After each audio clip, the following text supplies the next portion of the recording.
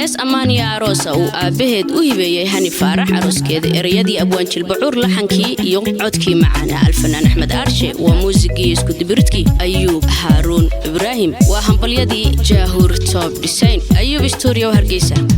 annahu can hablahaynigii higsadan quruxda haybad badan haween dhaaftayo looga haliqaayo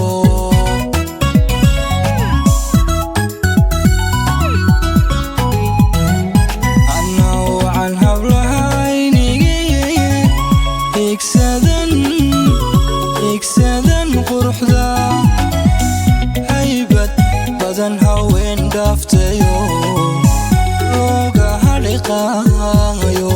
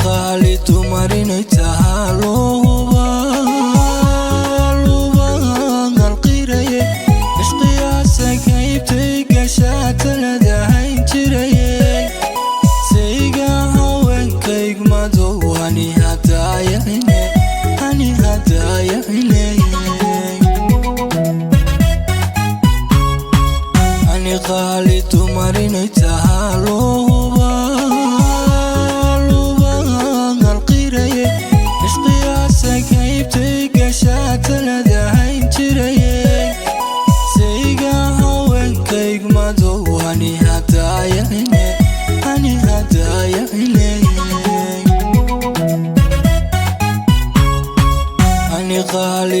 harinay tahaluba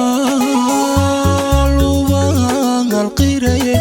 إشقياسك هيبتي قشات لدهين جرية